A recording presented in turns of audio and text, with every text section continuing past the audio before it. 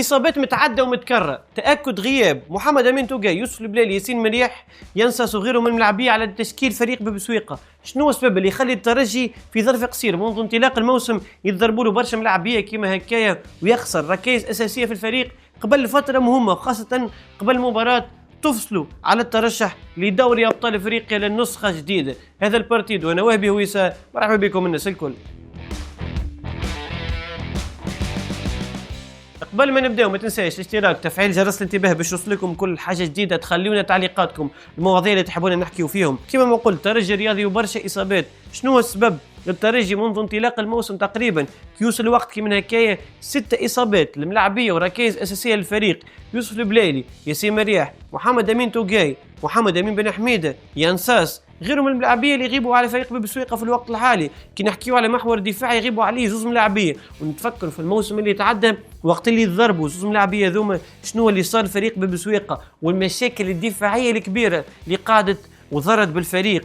شنو السبب؟ اليوم كي نلقاو الترجي منذ انطلاق الموسم 6 اصابات، 6 ملاعبيه باش يغيبوا على الرحله الافريقيه. حتى قبل المباراه هذه شفنا برشا اصابات لملاعبيه اخرين لفريق الترجي الرياضي، لكن قبل فتره مهمه وخاصه بعد التوقف الدولي نعرفوا باش ترجع نساق المباريات باش يكون كبيره ما بين مباريات دوري ابطال افريقيا كيف مباريات البطوله المحليه وغيره من المسابقات الاخرين كيما كاس تونس وغيره. ولكن في الوقت الحالي اهم زوج مسابقات هم البطوله ودوري ابطال افريقيا. الترجي عنده صفره باش يخسر فيها ملاعبيه اساسيين. حسب رايي المتواضع الترجي في انطلاق الموسم كمل كأس العالم للأندية، ثم ارتاح فترة قصيرة، ثم دخل في مرحلة الإعداد للموسم الجديد، واللي كانت فترة راحة قصيرة على الآخر نتصور على مستوى الإعداد للموسم الجديد وفترة التحضيرات. في انطلاق الموسم ممكن وقتها ما كانش تحضيرات على أكمل وجه، عليك نلقاو برشا إصابات لبرشا ملاعبية. هذا حسب رأيي متواضع بالطبيعة حسب اللي نعرفه. حاجة ثانية ممكن زاد التعويل على بعض الملاعبية وتكرار التعويل على الملاعبيه وريتم الماتشات الكبيره على الترجي ما بين الملاعبيه يلعبوا في المنتخب الوطني او حتى نحكيو على تونس والجزائر وغيره من المنتخبات كيف ومع الترجي الرياضي مع ريتم الماتشات الكبير يقلق ويتعب. علاش ديما نحكيو لازم الفريق يكون عنده افكتيف كبير ونجم يعمل عليه في برشا ماتشات، لازم ديما يكون موجود الحساب هذايا. الترجي وللاسف مثلا على مستوى محور الدفاع خلى 3 ملاعبين نجم يركز عليهم، صحيح موجود قصي السميري ولكن اهم الملاعبين اللي نجم يعول عليهم الترجي على مستوى محور الدفاع نحكيو على ياسين مريح، محمد امين توقاي، ومن بعدهم البديل نتاعهم حمزه الجلاصي. ولكن مع عدا ذلك نحكيو على برشا نقائص في فريق الترجي الرياضي خاصة كما ما حكيت محور الدفاع. على مستوى الهجوم باش نرجعوا له، ولكن علاش ركزت برشا على محور الدفاع؟ الترجي في الموسم اللي تعدى نتفكروا شنو اللي صار الفريق ببسويقة في غيابات مهمة جدا للفريق أثرت وظهرت أعوار كبيرة في محور دفاع الترجي، والفريق وقتها استقبل برشا أهداف. ونتفكروا حتى فترة الضغط الكبيرة ياسر على أمان الله من ميش وقت اللي كان الفريق ينقصوا برشا ملاعبية وركائز أساسية في الفريق. عليك وقت ينجم في الوقت الحالي يظهر بشير بن سعيد مش الحارس الكفء واللي عنده الامكانيات الكبيره، وقت اللي انه يكون المشكل والخلل الاول انه ما فماش منظومه دفاعيه متكامله وخاصه ركائز الفريق يكونوا غايبين. عليك الموضوع ينجم ياثر برشا على فريق ببسويقه. ثم على مستوى الهجوم غياب ملاعبيه مهمين ياسر، يوسف البلالي وايضا ينساس. اصابات اخرى ومتكرره، ينساس مش المره الاولى اللي يغيب فيها في الموسم هذايا، يعاود يضرب مره اخرى. كيف ديما نقولوا نعاود فتره التحضير في اول موسم اثرت برشا على الترجي. زيد عليه ريتم الماتشات الكبار، يوسف البلالي لعب في اغلب مباريات الترجي في الموسم هذايا، زيد عليه يمشي مع المنتخب الجزائري اثر برشا على الملاعبي. دون نسيان القائد الثاني في الفريق محمد امين بن حميده الظهير الايسر في الفريق، صحيح باش يكون تعويل في الوقت الحالي على نضال الليفي كظهير ايسر في المباراه الجايه للترجي الرياضي،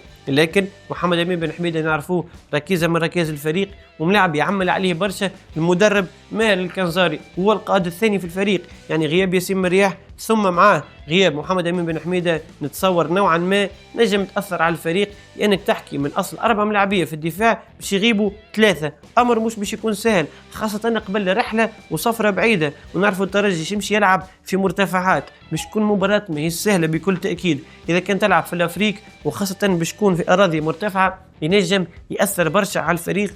كي نحكيو على مستوى الرطوبة كيف نفسوا اللي هي حاجة مهمة ياسر، اللاعبية تنجم تكون مش تتنفس كما لازمها تكون في المباراة. ممكن بعض ينجموا يستهزئوا من الكلام، ولكن هذا كلام صحيح وواقعي وموجود، ونجم يأثر على ملاعبية الترجي في الماتش الجاي. هذا شوية من برشا نجموا نحكيو عليه قبل مباراة مهمة.